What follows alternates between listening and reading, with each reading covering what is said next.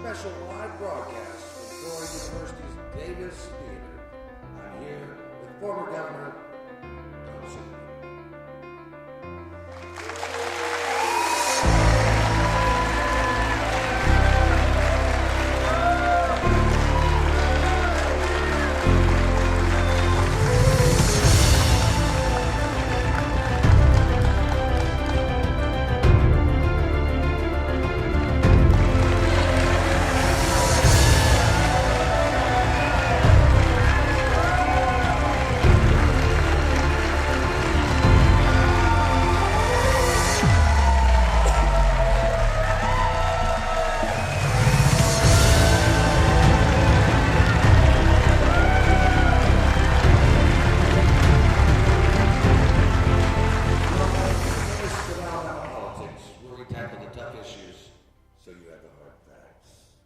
I'm your host, Bill Britt, and I'm joined today by a very special guest, Governor Don Siegelman.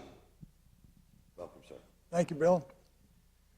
We just watched Atticus versus the Architect, and we had close to 1,200 people here to see that, and Democrat and Republican alike agreed that it was so compelling, it must be a lot of truth to it. You're the man who experienced it. You're the man who's been vilified and suffered for it. How does it make you feel watching that film? Well, there are two points I'd like to make. First is that while the documentary is about a political prosecution and how it impacted my life, the real story or the takeaway that I want your viewers and the audience here to take with them is that this is more than a story about my freedom or the injustice that happened to me. This is about our democracy. It's about protecting our freedoms, and it's about ensuring to the best degree possible that this kind of thing does not happen again. Frankly, I'm hardened enough and realistic enough to understand that there are going to be prosecutors, rogue prosecutors, or prosecutors with a chip on their shoulder, or prosecutors with a political objective who want to silence someone else. And the likelihood is that they will have some success. But the second thing I want to point out is that we need to do whatever we possibly can to balance the scales of justice, to ensure that these kinds of things are less likely to happen. It saddened me in 2010 when I read a headline from the Los Angeles Times from their legal correspondent, a guy named David Savage, who said that yesterday President Obama's lawyer argued to the United States Supreme Court that United States citizens do not have a constitutional right not to be framed. Let me say that again. This is the Solicitor General arguing on behalf of the President of the United States that U.S. citizens can be framed. And this was in a case where two black men had spent 25 years in prison for a crime they didn't commit. There's a reason for that. And when you find a young felon who's like Nick Bailey, and you pressure and cajole him, bribe him with a light sentence, when they're facing 30 years to life, and all they have to do to get a recommendation of no time in prison, which in fact is what happened in my case. That's what Louis Franklin recommended for Nick Bailey, no time in prison. When faced with that choice, 9 times out of 10, the felon is going to cooperate with the government and say whatever they want him to say. to get that conviction and for that person to walk free, for the felon to walk free. I often wonder how folks like that sleep at night. I don't know how you compromise your soul so deeply as to lie and ruin someone else's life. I don't know. I think I don't see it. But human nature is an odd thing. It's certainly odd. I know that Laura Canary, Billy Canary, still are very powerful here. They tried to keep this film from being shown here in Montgomery. And I actually think that they did themselves a disservice by blocking the film at the Capri Theater. We picked it up under the idea that people have a right to hear, a right to know, a right to see, a right to judge for themselves. And look at how many people have showed up. And we've got people asking us to come to Birmingham and other places. But I want to go back to this is the press's job. I mean, we did this because we're the press, to expose the corruption. I've seen very little of the corruption exposed. It seemed like the media just jumped on the bandwagon and, wrote it to your conviction. And I know we don't want to make tonight just about you, but during the Riley administration, no one ever questioned Bob Riley. I mean, they just let him do whatever he wanted to do. I mean, that was a double standard there. Well, I certainly don't find fault with the media. They tend to cover an event, not investigate it. And they tend to, unlike the Alabama Political Reporter, and unlike you and Josh Moon and others, because y'all do more than just cover an event. You dig in and find out what's really going on. But most journalists, frankly, don't have time. They don't feel like that's their job. Their job, they think, is to just report what they see and hear. And, unfortunately for me, when we raised the issue of, the fact that, the prosecutor's husband was working for Bob Riley, was in fact his campaign manager, in effect, along with Rob Riley, they would say, well, Laura Canary has recused and she doesn't have anything to do with this. And Louis Franklin went to Washington and said that he was in charge and that there was a firewall built, that she had absolutely no decision-making power. And then we see emails from Laura Canary to Louis Franklin and Steve Faga telling them they need to put a gag order on me because she had somehow intercepted an email from my campaign where we were talking about the fact that 67% of the people in Alabama felt like this case was politically motivated. So she writes, get a gag order on him, or she, in fairness to her, she said perhaps a gag order is appropriate because 67, he's out there talking about this. So what do? They go to Judge Fuller, and Judge Fuller says there will be no discussion of politics in this case. So we were denied the right in my trial of presenting evidence of what you saw tonight, that the Choctaw Indians were funneling money to my opponent while they were prosecuting me for accepting a campaign contribution, for the lottery. They were letting all this other money go by. My point is that the media just doesn't have time to dig into the facts. And when Judge Fuller shut us down from bringing up politics as the motivating force, and we're not able to present evidence to the jury that Laura Canary's husband was managing my opponent's campaign or that Choctaws were sending money to my opponent. And the other thing that is so disturbing is that the Department of Justice knew that these violations were going on. As far back as 2002, there was an email from the lead prosecutor to Rob Riley saying that he was frustrated by the fact that he couldn't move fast enough to bring about the prosecution. The Department of Justice knew that this was political. They had evidence of it was political, and they have hidden that evidence. And as of today, they refuse to turn that information over to us. My son is a plaintiff in a Freedom of Information lawsuit, which maybe is something else you should get I was thinking we involved should in. join that. And, you know, he is demanding that the government release this report that has been hidden from us since this trial began. Fortunately, there is a competent, fair, and good judge in the Northern District that has this matter in her court. So we are hopeful that maybe something will be released. We've got about 2 minutes, and I think you and I could speak all evening on this matter.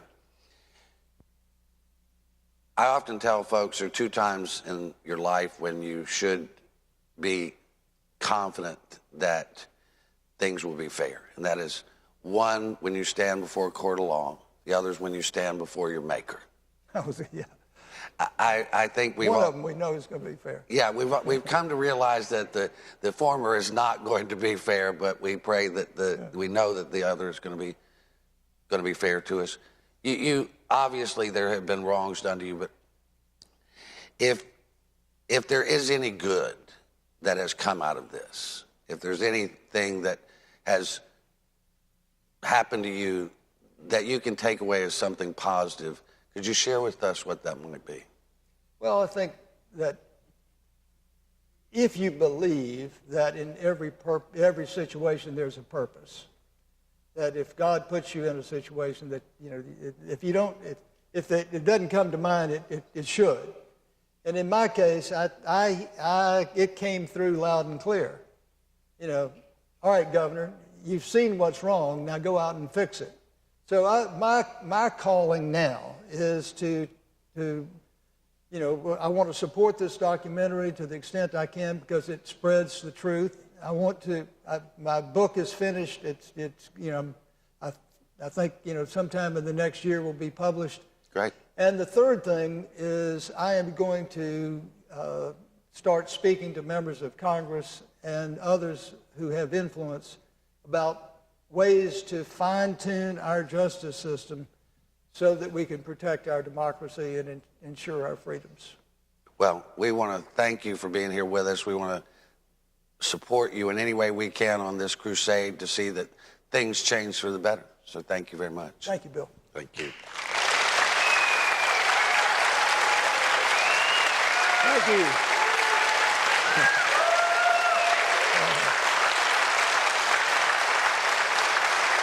You're watching the V, the voice of Alabama politics. We'll be right back with our panel discussion. Thank you so much. It was very good.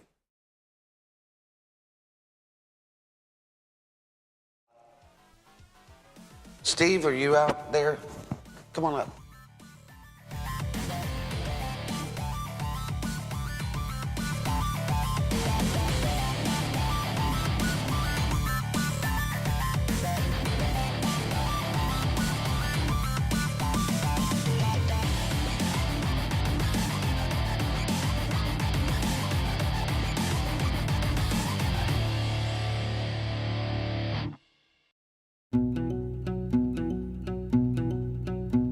The Energy Institute of Alabama promotes reliable, affordable, and clean energy to help grow our economy, create high-paying jobs, and build public support for Alabama's energy industry. Access to clean, affordable energy continues to be an issue of vital importance in the halls of government and around the kitchen tables across our nation.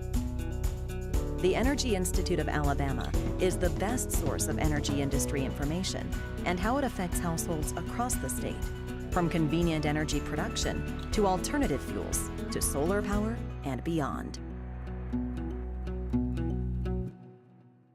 Lawson's Aesthetics and Med Spa is a one-of-a-kind medical spa offering a portfolio of rejuvenation services and advanced technologies to enable you to feel younger and look fabulous without the need for invasive surgery. Owned and operated by licensed physician Dr. Heather Lawson, the Lawson's Aesthetics and Med Spa offers advanced therapies for women and men to revitalize body and mind. Discover what you and Lawson's Aesthetics and Med Spa can accomplish together. It's your life. Live well, live strong, and live beautiful.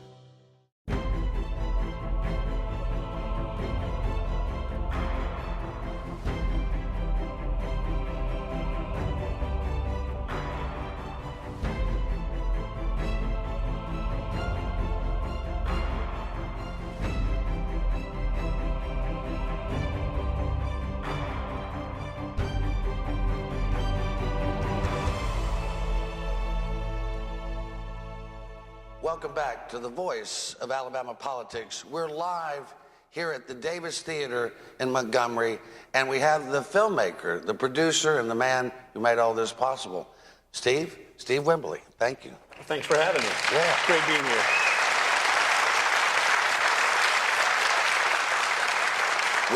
We've had Republicans, we've had Democrats, we've had even some Methodists here today.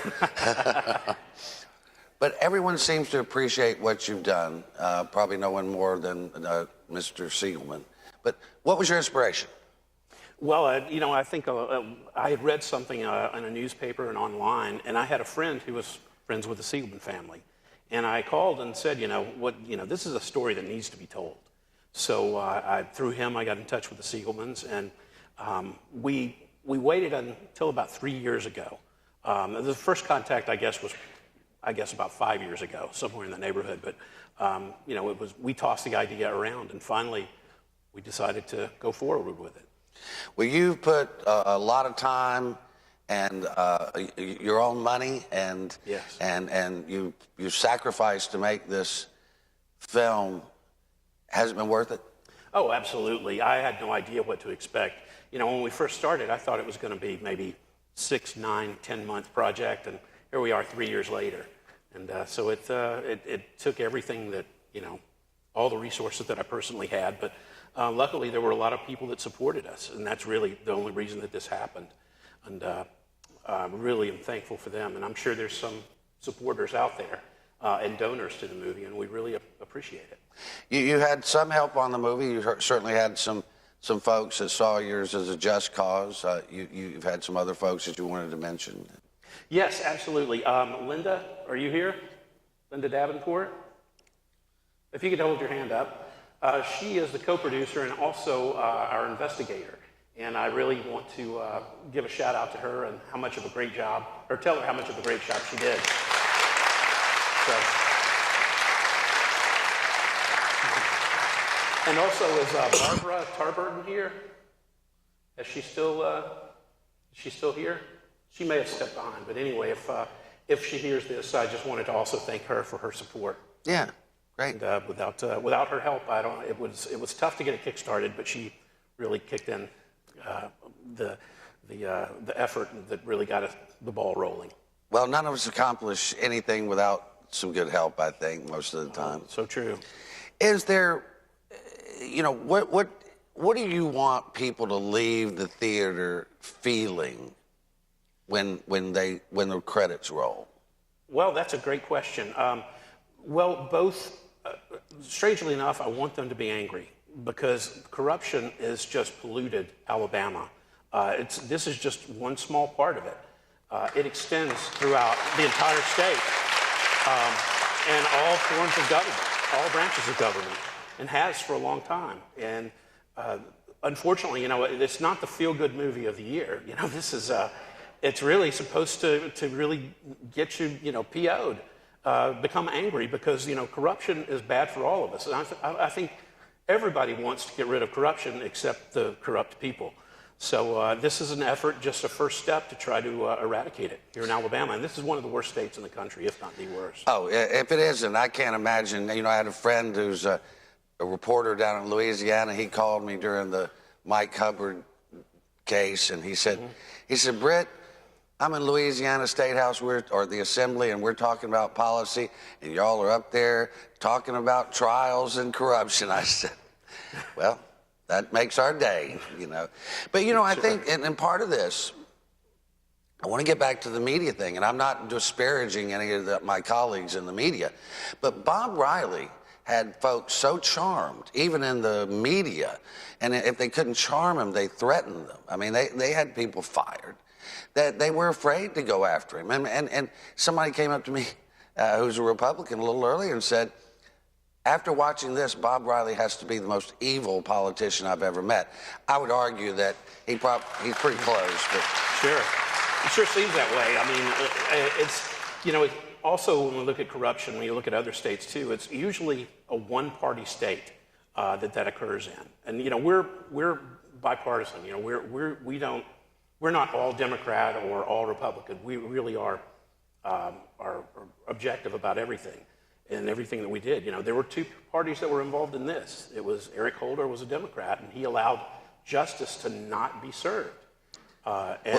Yeah, that's a big piece of the puzzle that we didn't know until tonight. That was a huge piece of the puzzle. Yes, and I wish we could have talked more about the attorney firings, and also there were missing emails. I forget how many, there were gazillions of emails that went missing that would have proven their involvement in the attorney firings and other forms of corruption. The Russians have it. Yeah, might be. They could probably find it. Yeah. But the point being is there was no investigation. It was hidden. Right. It was swept under the rug because Rove and the RNC paid Eric Holder's firm millions of dollars. And after Eric Holder, this was right before he became Attorney General. Yeah. But after he became Attorney General, he swept it under the rug. Yeah. And, you know, there were no investigations into it. So, you know, as head of the Department of Justice, you can do those sort of things. And unfortunately, you know, he served his clients rather than serving justice. Well, I guess the Bible, where it says the love of money, the love of it is the root of all evil. So yes. There's no doubt that this was an evil thing that happened. I want to thank you so much for being brave enough to do this and putting your life on the line for it. Any other thoughts you want to share before we go? Stay tuned. There may be more to come. All right, excellent. Thank you, Steve. Thank you. You're watching The V, the voice of Alabama politics. We'll be right back with the V-Team to discuss and analyze, is that a real word? And offer an analysis. Thank you. Okay, thanks.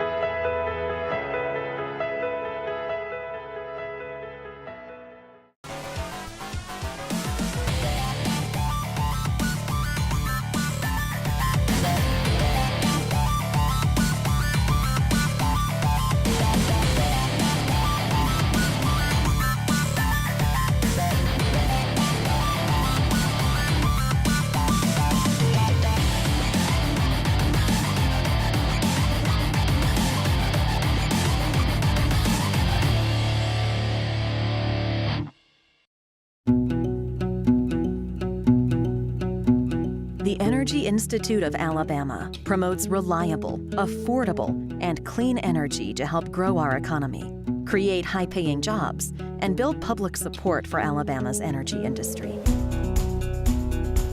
Access to clean, affordable energy continues to be an issue of vital importance in the halls of government and around the kitchen tables across our nation.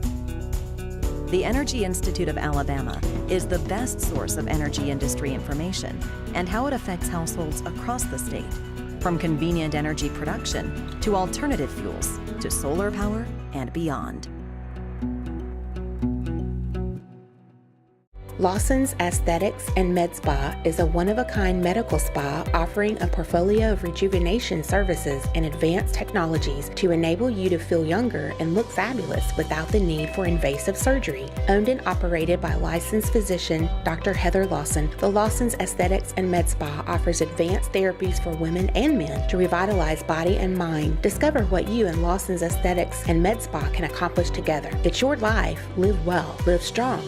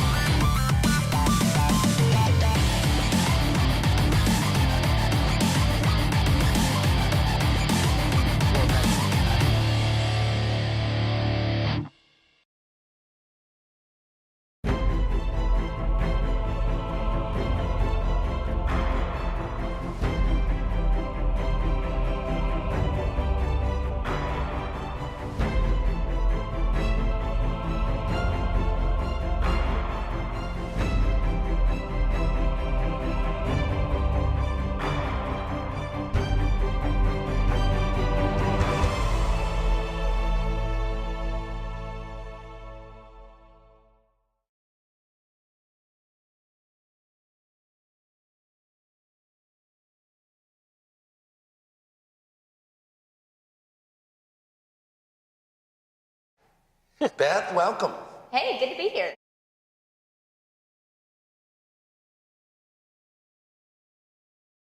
That's a lovely tie, Jack. I know, 3 more payment.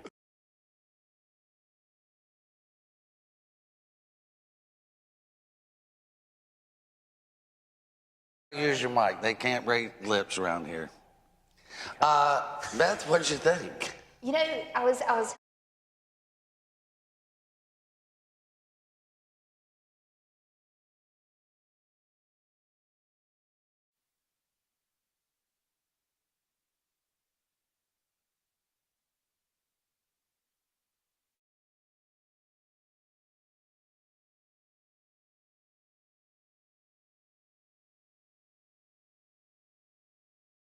Are all over this. Now, I know we have some Bob Riley fans in the audience, but for the record, I am not one of them. But no, I was living in Austin during this election. I'd heard a little bit about it, but that whole Baldwin County ballot situation is damning, to say the least. Yeah.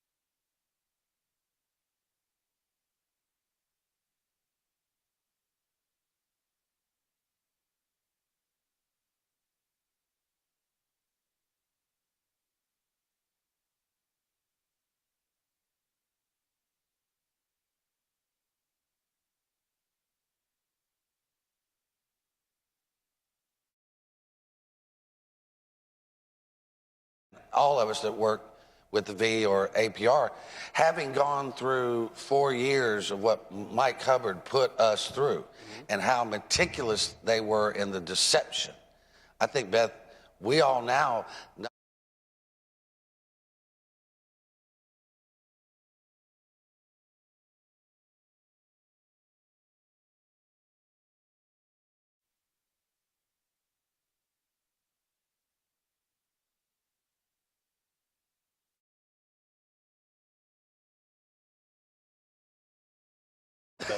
I mean, that is That's some strong stuff right there.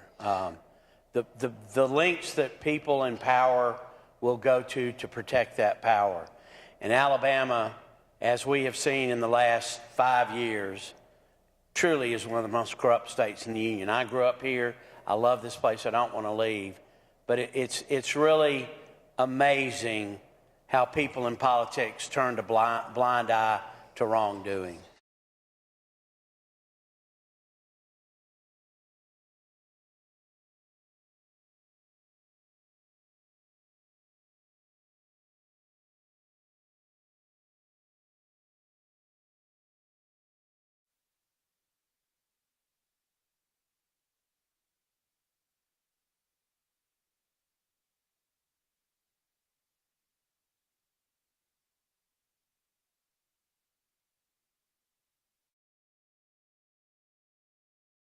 Here and act like we're having a eulogy for Don Siegelman, as he said, look, this is about something bigger than him.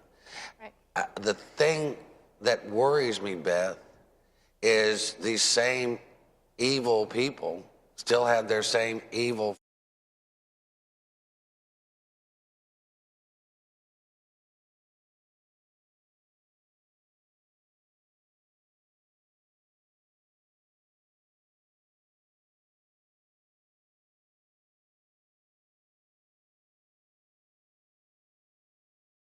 Luther Strange, and people go, oh, hell yeah, Roy Moore, any day. You know, that.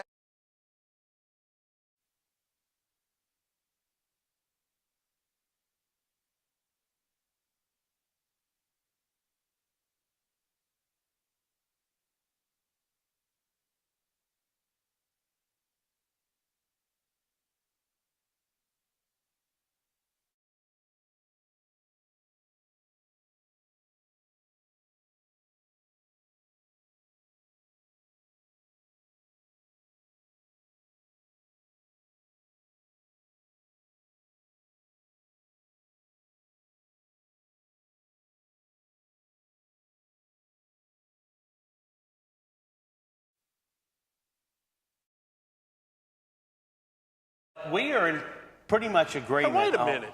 on all this backroom deals, corruption stuff. It's incredible. And, you know, we've seen it up close and personal. And I know, you know, what the lengths Mike Hubbard went to stay in power and was emailing back and forth with Bob Riley the whole time. Yeah.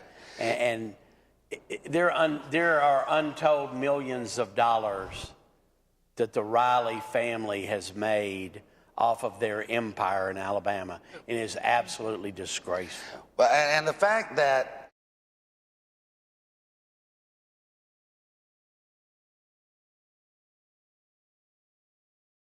it would take a legal genius like, say, a Brian Taylor. Right. Yeah.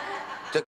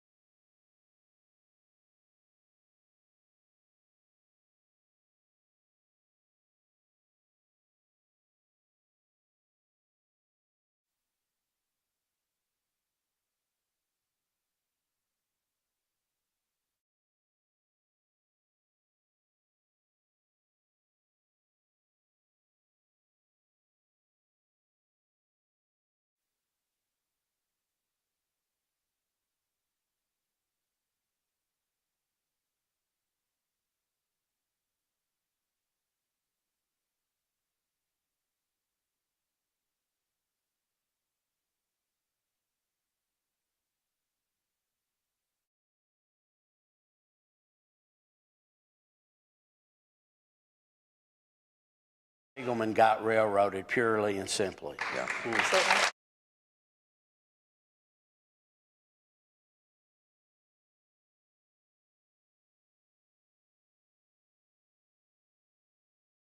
It's the only thing that ever has. And that's going to have to be the last word, except this one. You've been watching the V, the voice of Alabama politics. You watch us because we watch them.